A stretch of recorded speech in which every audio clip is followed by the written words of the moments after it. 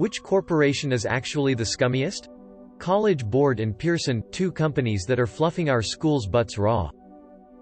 Pearson. They basically have a monopoly on education programs in many areas, and my god do they abuse the fluff out of it. I just wanna throw Sallie Mae, Navient in the mix here. They have some real scumbags running that company. Putting loans into loan groups where you can only pay toward the group, and they distribute the funds to maximize their interest, making it almost impossible to call them and pay down a specific loan, etc. The Church of Scientology. Johnson & Johnson. Take a quick look into their recent hip replacement scandal and how the corporate execs knew about the defective parts but claimed that they were too profitable to recall.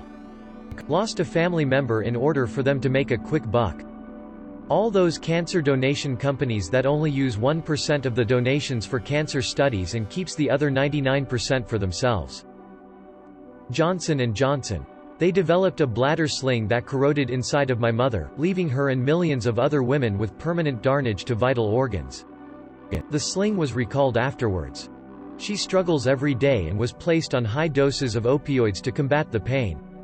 She has had 6 major surgeries, and although it helps somewhat, the final doctor told her that she will be in this state for probably the rest of her life. Oh, and they won't claim responsibility for the product, and she has been in a lawsuit for 6+ years, along with millions of others. The lawyer for Johnson & Johnson got up at one point and claimed that my mother made up the entire thing to get her hands on opioids. Fluff J&J.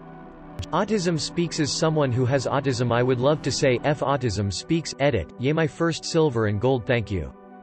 Autism Speaks. As an autistic person, fluff them. United Fruit Company. Massacred striking laborers, fomented insurrection in Central and South American countries, and was viciously protected by the United States. Currently, the College Board. Privately run, profit-focused prisons. Nestle, thank you. Not my own comment, but it sure as hell is relevant here. Bear. If there's one company that could easily become umbrella corporation, it's them. The amount of evil this company done over decades is staggering. In reverse chronological order, and I'm mentioning only the most outrageous stuff, created drugs with severe side effects they knew about: Trasolol, Yaz, Cipro, dragged out the settlements. When finally lost, they just added warnings in countries where they lost, continued selling to other countries without any warnings. Bought Monsanto, planning to monetize their patents even more. Tightening a grip on independent farmers. Their weed killers are causing mass bee deaths, documented during the trial in France. They have lost, now some of their products are banned there. They knowingly infected thousands of people with HIV to reduce costs on their part.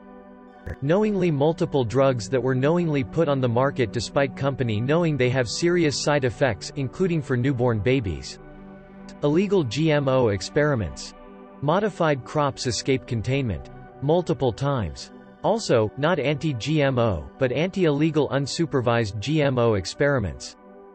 Human experimentation in WW2, testing drugs, but also intentionally mutilating people, or infecting them with deadly diseases, just to observe the disease in terminal stages. Providing material support to mass murder prisoners in concentration camps. They produced Zyklon B gas used to kill Jews and Poles in concentration camps under the guise of disinfection.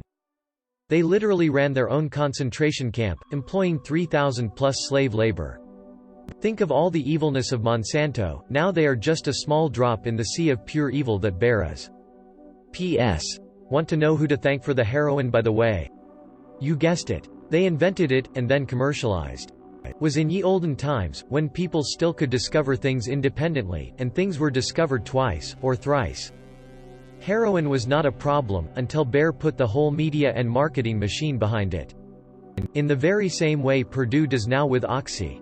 PPS. For people calling for sources, thinking I'm bullgarbaging them, or exaggerating, less than yes, their own websites, mentions that they absolutely did not use slave labor in Lower Germany. Read, we did everywhere else. There's lots of other gems you can find there too. The Guardian, Bayer Division, knowingly sold HIV-infected protein. Many history books. Many lawsuits, and articles about those. PPS. I've not compared them to Umbrella lightly. They are most well known for their medicine, but they do pretty much everything: medicine, agriculture, chemicals. Bayer, originally IG Farben, bought Jews from the Nazis during WW2 in order to do medical testing. They owned stock in the company that created the gas used in the gas chambers as well as took over manufacturing facilities in other countries as they came under German occupation. They also owned and operated their own concentration camp where they would do medical testing such as trying to create sleeping pills, birth control, and some gas called Zyklon B amongst other things. One of the board members of IG Farben, who planned satellite camps for Auschwitz, went to jail for 3 years for his part in the Holocaust, mass murder, slavery, crimes against humanity, etc. And after he got out became a supervisory board chairman at Bayer.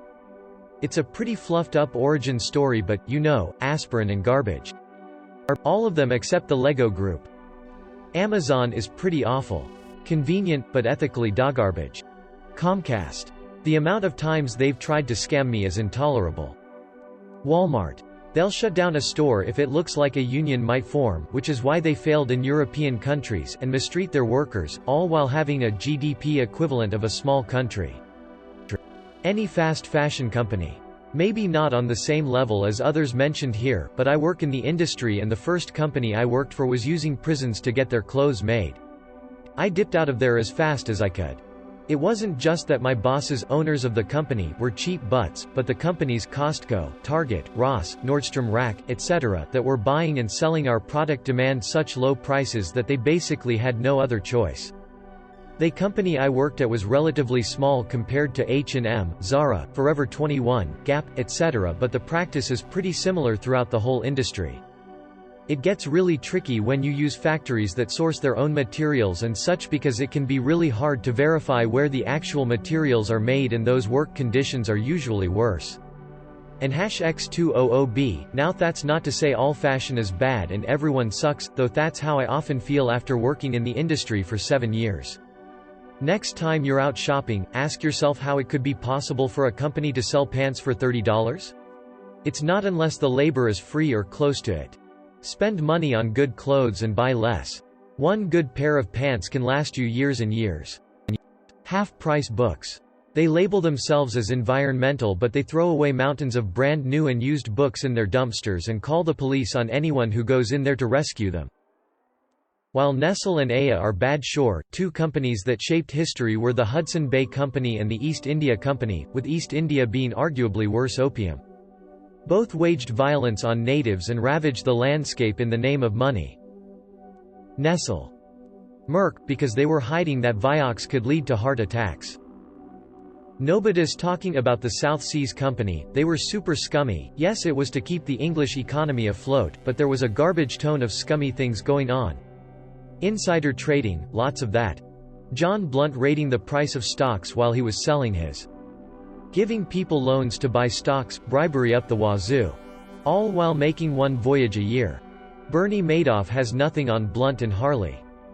The NCAA basically makes athletes work for free, take classes to look like they obey their mission statement, then market the garbage out of them and forbids their workers from getting paid. Grizzly have a complete monopoly over the internet in Indiana, and they have admitted to data mining. The lack of Google in here seems fishy. They rule over what information you are allowed to see and killed privacy as we know it. To be fair, they are mostly all scummy, to some degree, just some are in more fundamental industries so their scumminess gets closer to the level we would consider human rights violations, etc. And #X200B, so basically, Nestle. De Beers, probably. I'd say a close call between Nestlé and Petronas, Shell, BP or any other oil refinery. Closely followed by Facebook. Monsanto Edit was unaware that they were acquired by Bayer. Just wanted to say holy garbage. Bayer probably just became the biggest threat to humanity. Wells Fargo. Not going go for a specific company, corporation, but I'd have to vote it is in the insurance industry. Most insurance you have people are forced to carry, car, home, now health, etc. You are making a bet with them that something is going to go wrong, bad, and you'll get to collect on a claim. Then of course the insurance company will charge you more going forward no matter how long you made it without a claim paying your premium on time. They are betting everything is going to be just fine, all peaches and cream, and you are hoping they win. That whole premises is just scummy in a certain way. Geez, just one? Nickelodeon. They green-lighted a spin-off of SpongeBob. Steven Hilberg said, among many other rules, that there should never be a spin-off. They waited till he died to create this spin-off. Fluff Nickelodeon. Facebook and Amazon are definitely up there.